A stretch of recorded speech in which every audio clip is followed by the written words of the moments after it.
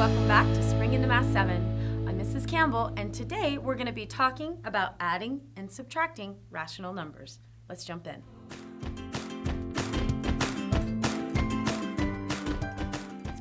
First, let's talk about adding and subtracting using a number line. To add numbers on a number line, we start at the position of the first number, and then we move to the right by a number of units equal to the second number. So the example we have here is represent the sum -2 plus 3 on a number line. So we start at the number -2, then we move 3 units to the right, and we end at a +1. So the solution is -2 plus 3 is 1. Pretty simple. Here's another example. Represent the sum 2 minus 3 on a number line. So subtracting a number is basically the same thing as adding a negative number. Instead of moving to the right, though, we move to the left. So starting at the number 2 and then moving 3 units to the left means that we end at -1. So 2 minus 3 equals -1. So when we add or subtract two fractions, it's important that we remember that the denominators must match before we can find the sum or the difference anytime we add or subtract fractions. Now, we've already seen how to find a common denominator for two rational numbers. Let's look at this example. We have simplify 3 over 5 plus 1 over 6. Remember, to add and subtract fractions, we need to have a common denominator. So quickly, let's review how to find a common denominator. All right. So we're looking for the lowest common denominator, or the LCD. And we need to identify the lowest common multiple or the least common multiple, and we call that the LCM of 5 and 6. That is the smallest number that both 5 and 6 divide evenly into, or that is without a remainder. The lowest number that 5 and 6 both divide into evenly is 30. So the LCM of 5 and 6 is 30, so the lowest common denominator for our fractions is also 30. So we need to rewrite our fractions as equivalent fractions so that the denominator in each case is 30.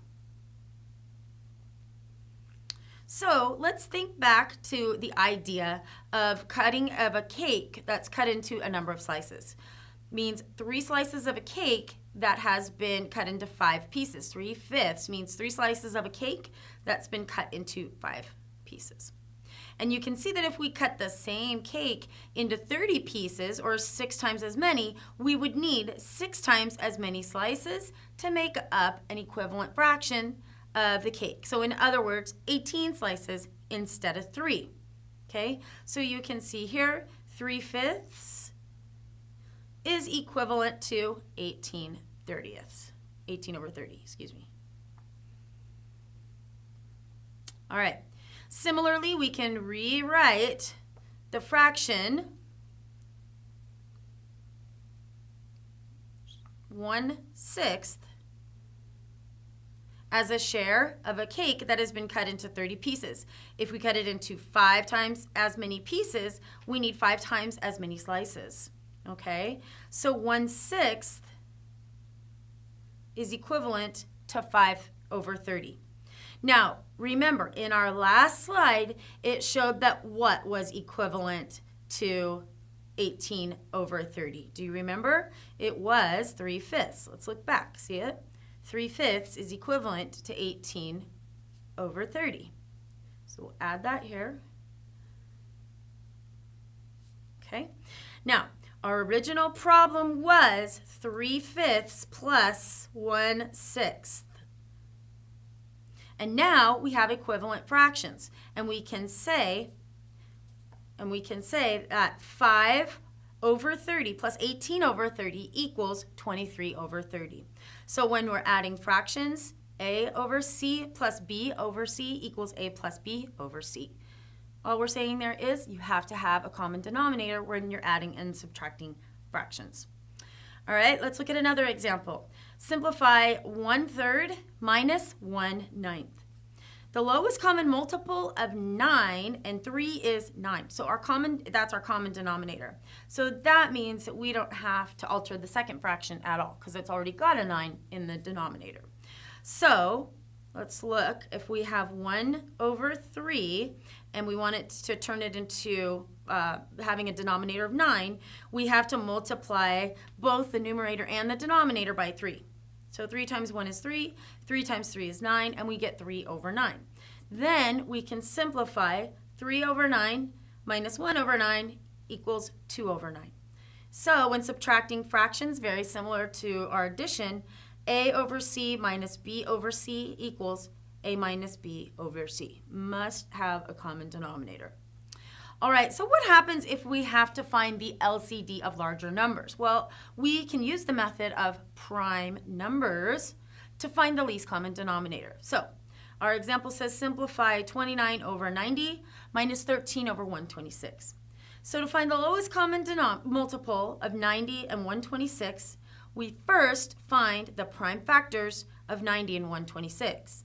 Now we do this by continually dividing the number by factors until we can't divide any further. And we can do this using a factor tree. So here we have a factor tree for 90. 90 is 9 times 10, and you can see how we've broken it all the way down.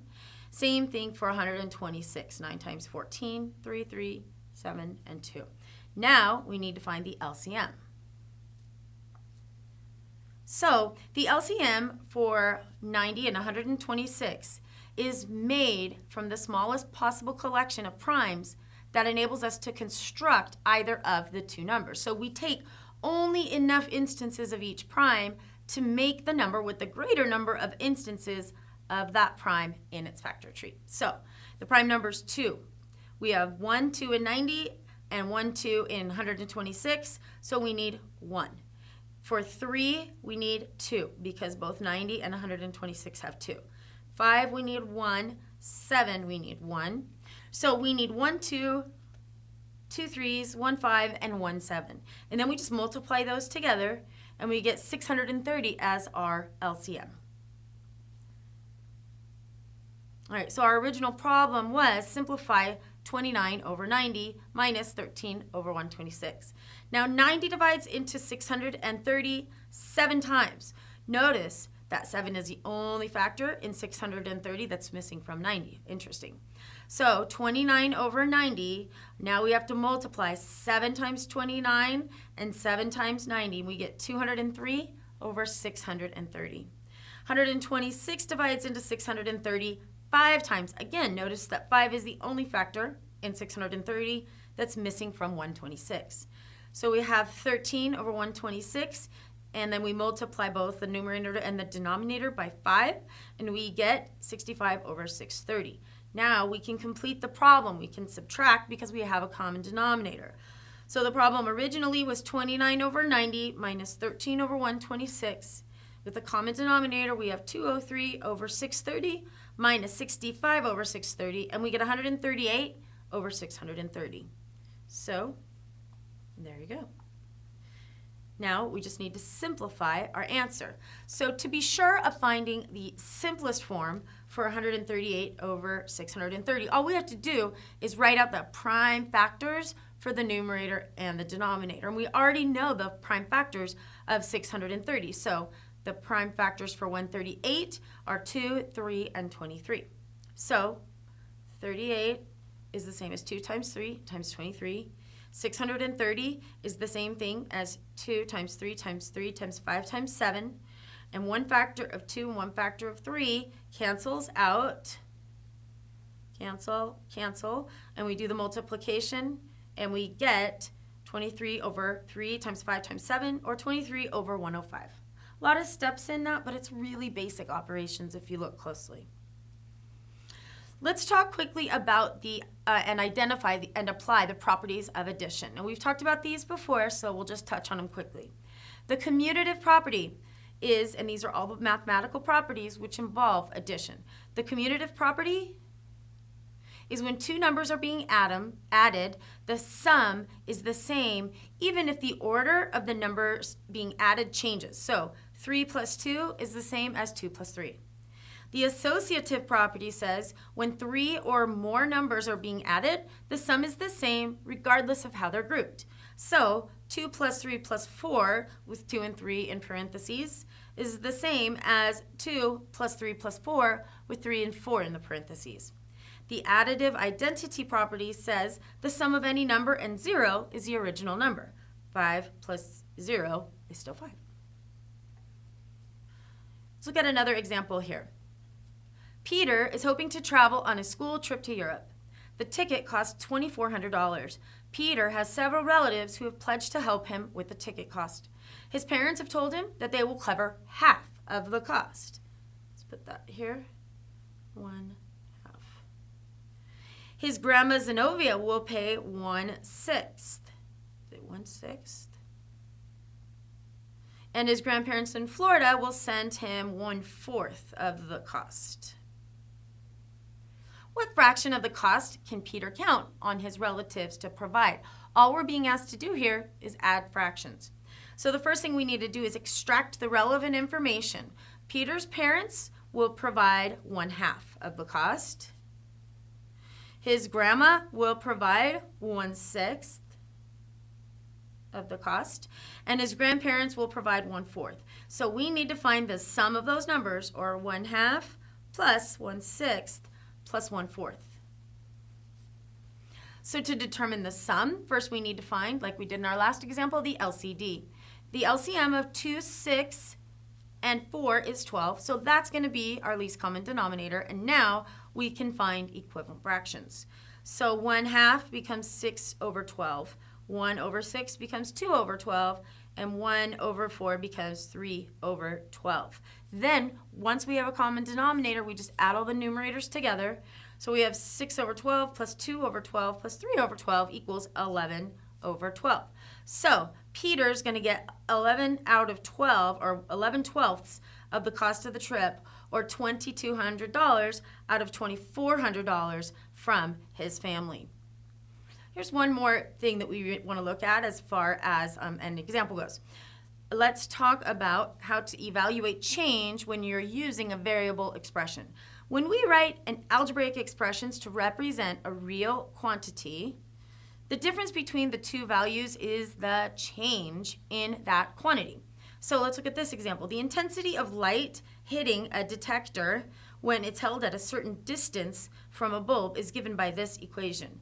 The intensity is 3 over d squared, and the d there is distance. Okay, there it is again. Here are our examples continued. Again, like I said, where d is the distance measured in meters, and intensity is measured in lumens. Calculate the change in intensity when the detector is moved from 2 meters to 3 meters away.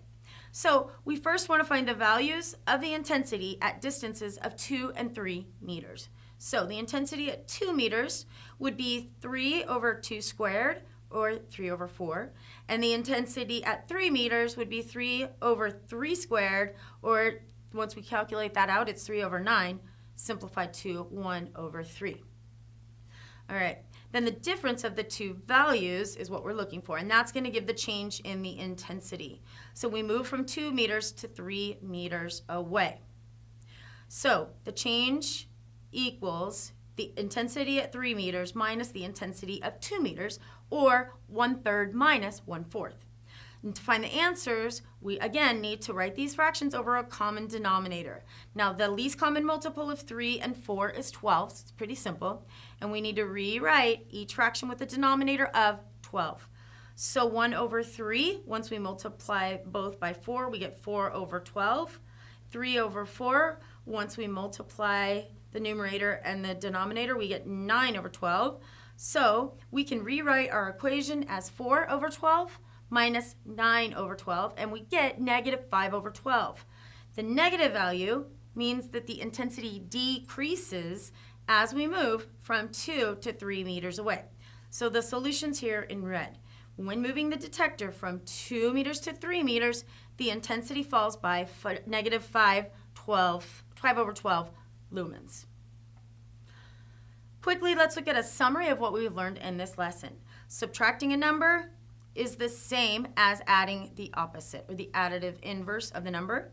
To add fractions, we rewrite them over the lowest common denominator, and that's the least common multiple of the two denominators.